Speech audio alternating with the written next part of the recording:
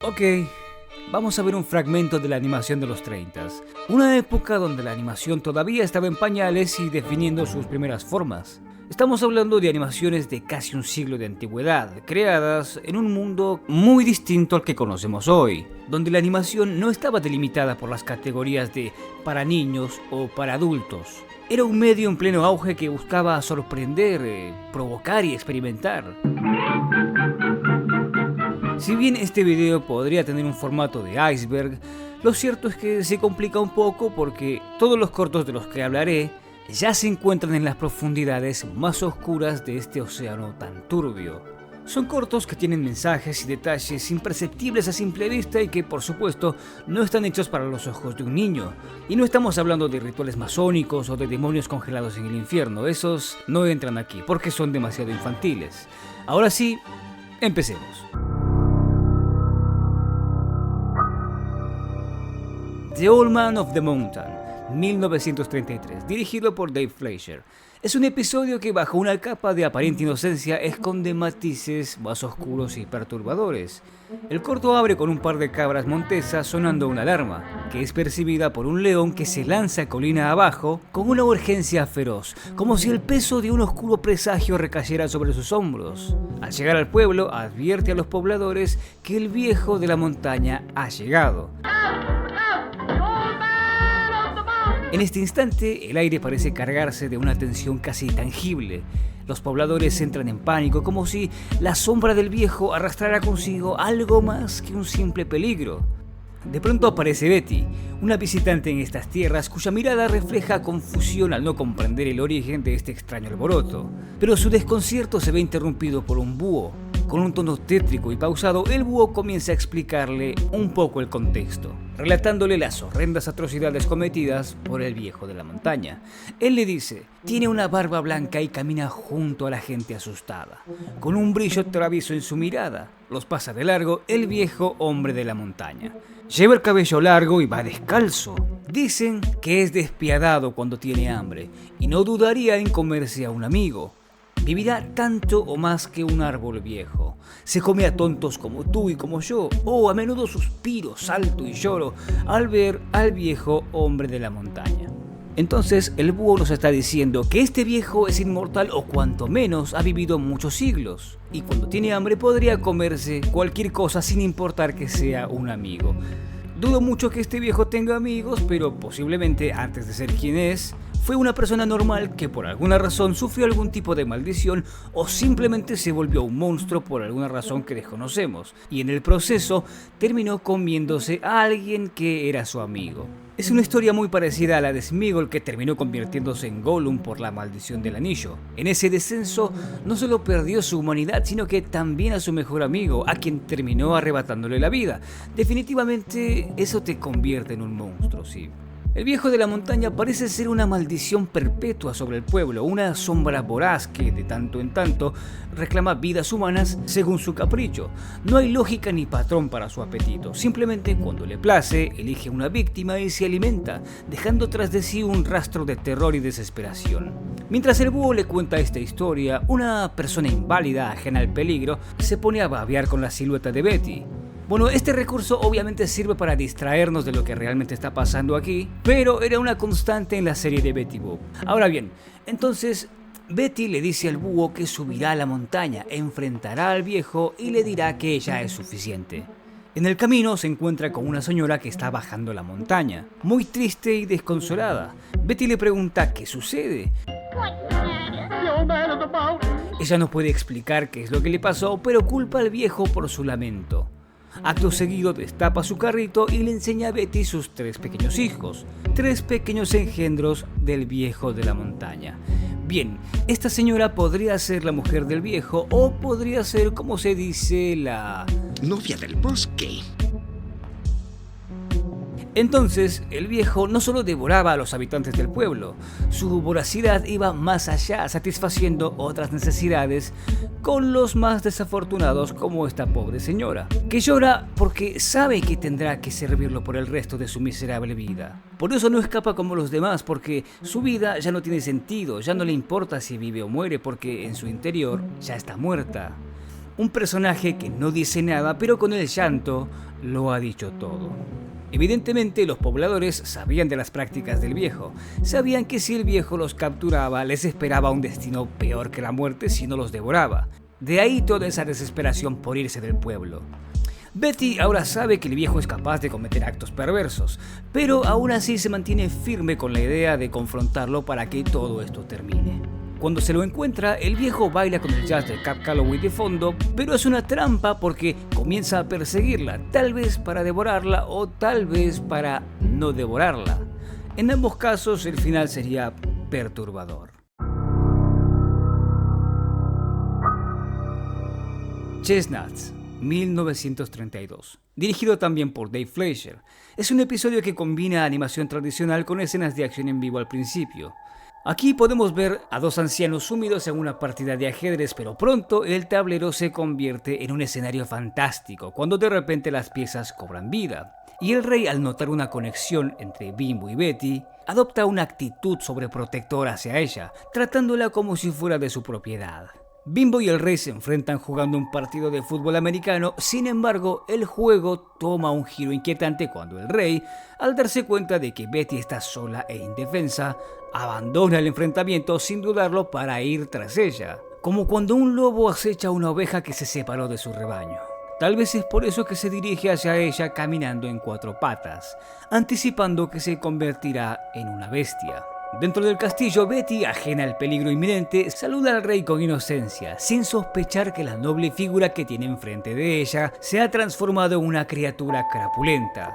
El rey le laza una cuerda, un acto que Betty interpreta como un gesto inofensivo. Solo cuando el rey se abalanza sobre ella, revelando su monstruosa intención, Betty comprende con un escalofrío que ya no está enfrente de un soberano, sino ante una criatura consumida por sus más oscuros instintos, lista para aprovecharse de su vulnerabilidad en un lugar donde nadie puede escuchar sus gritos.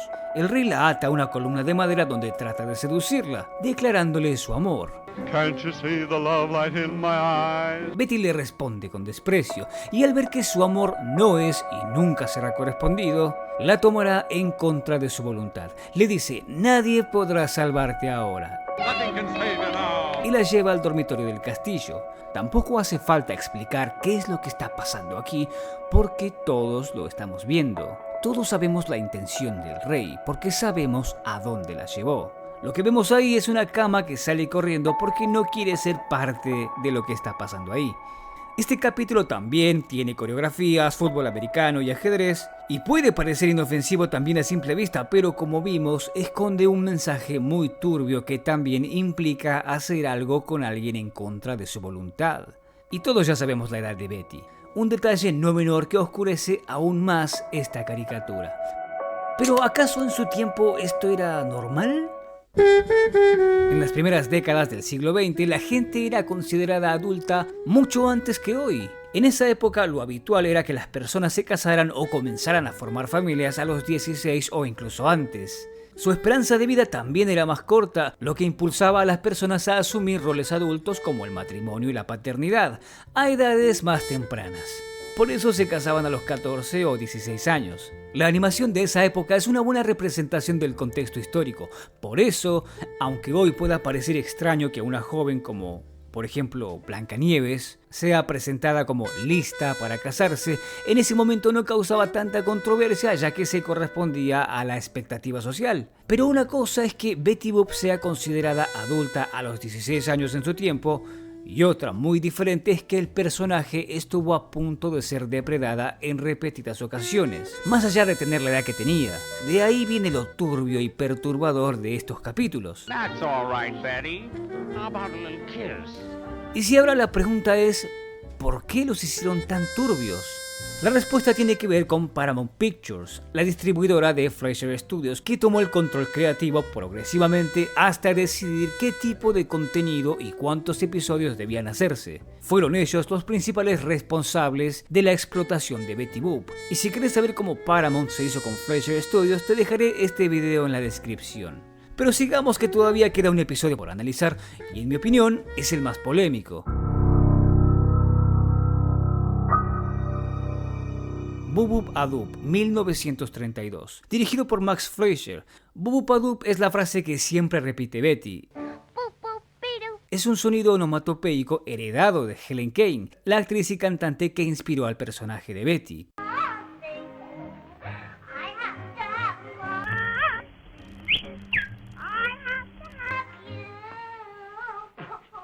El episodio inicia con un estandarte ondeando al viento, donde la imagen de Betty Boop resalta como una estrella indiscutible del espectáculo. Pronto la vemos domando leones y caminando sobre la cuerda floja. Sin embargo, mientras el público se maravilla con su destreza y elegancia, una mirada distinta se posa sobre ella. Es el dueño del circo. Con una sonrisa intensa, la observa no con admiración, sino con un deseo sombrío. No con pasión, sino con una lujuria insidiosa. Una mirada cargada de intenciones nefastas que presagia el giro siniestro que está por desatarse.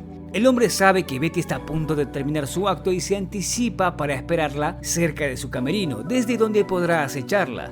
Luego, al ver que Betty llega y se encuentra sola e indefensa, la aborda e intenta seducirla. Le dice "My Beauty" cariñosamente y a continuación, y sin su consentimiento, la acaricia suponiendo que tal vez con Betty todo se vale, por lo que hablamos anteriormente y por cómo ella era vista por los demás. Sin embargo, Betty no tarda en imponer límites, rechazando sus insinuaciones, lo que evidentemente no cae bien en el cirquero, quien lejos de desistir decide cambiar de táctica y preguntarle si le gusta su trabajo. Do you like your job? Ella le responde que sí.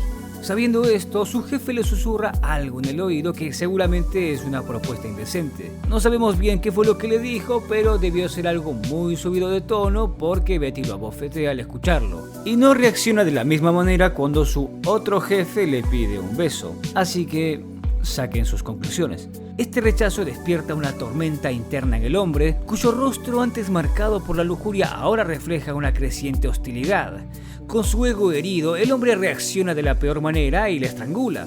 De nuevo podemos ver este patrón que siempre se repite, donde los hombres más grandes que ella, incapaces de aceptar un no como respuesta, canalizan su frustración hacia la violencia. El episodio se torna más oscuro cuando Betty rompe en llanto después de semejante acto de brutalidad. Ella le pide que no le arrebate su Bubub-a-Dub. Intenta escapar, pero podemos ver que el contacto se intensifica y ya es más agresivo. La cámara hace un paneo poniendo en foco a Coco y dejando a nuestro criterio e imaginación lo que sea que esté pasando allí dentro. De nuevo, todos sabemos lo que está pasando, todos sabemos lo que está ocurriendo.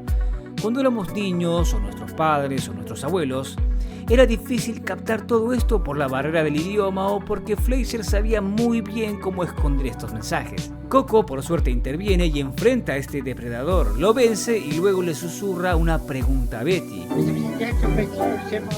Betty le responde, terminando de confirmar el significado de la frase a la cual hacen hincapié en este capítulo y le dice: No, he couldn't take my Bubub-a-Dub away. Una frase que no tiene sentido alguno hasta que lo tiene. Porque ¿qué es lo que quería el jefe de Betty? Bueno, sea lo que sea que quería, se estaba refiriendo a eso como el Bubub-a-Dub. De nuevo, una manera muy ingeniosa para utilizarlo como analogía de algo que Betty no quiere entregar. There'll be no more Bubub-a-Dub for you. Betty Boop, al principio llamada Nancy Lee o Nan Magru, aún es considerada uno de los primeros sex symbols más importantes de la animación. Fue una válvula de alivio emocional durante la Gran Depresión, ofreciendo escapismo, entretenimiento y diversión. Sin embargo, la actitud desenfadada de esta flapper sensual e inocente fue modificada posteriormente por la National Legion of Decency y el Código Hays. La primera era una organización católica y la segunda era un conjunto de reglas que la industria cinematográfica se impuso a sí misma. Pero ambos tenían sus objetivos bastante alineados: regular, restringir y censurar el contenido inmoral o sensualmente sugestivo. El censor Joseph Wren consideró estos capítulos que vimos hoy demasiado sugestivos e inmorales, así como también la apariencia de Betty Boop en el episodio Bamboo Island, donde vemos que se cubre solo con un collar de flores. Entonces, fue así que en mayo de 1934, la despreocupada Flapper empezó a lucir más como una decorosa ama de casa. Sus movimientos de cadera al inicio de sus cortos y su joyería también se eliminaron. Betty Boop ahora solo era para niños, lo que hizo que los espectadores adultos perdieran interés gradualmente. El resultado fue el declive de la popularidad de la serie y su eventual cancelación en 1939. La serie concluyó oficialmente con el cortometraje Jeep Jeep Jeepy, un episodio en el que Betty ni siquiera aparece y que se realizó únicamente para cumplir el calendario. Betty Boop fue redescubierta varias décadas después y emitida por televisión. Eventualmente su imagen volvió a alcanzar la popularidad que tenía en su época dorada. En los 80 se hicieron 2 películas de ella, una llamada El romance de Betty Boop y la otra llamada Betty Boop y el misterio de Hollywood. Ambas tienen estilos de animación diferentes y en ambas se puede ver a Betty como antes de la censura. No, en serio, tengo unos ahorros. ¿Qué debo hacer? Cómprate otro vestido. ¿Te parece que estos episodios ameritaban la cancelación de Betty Boop o la gente de su época era demasiado santurrona? En lo personal, creo que hay que ver estos capítulos como lo que son. Unas cápsulas del tiempo que nos recuerda cómo era la sociedad en aquella época y cómo la animación reflejaba sus miedos, sus inseguridades y sus creencias de manera directa y sin filtros y ya está. Además, no importa cuánto la censuren, el aura de Betty Boop es inmortal y lo sabemos. But I still got it, Eddie. Boop, boop-be-doo. Yeah, you still got it. Te agradezco mucho por ver y te voy a dejar en la pantalla unos videos similares por si el tema te interesa.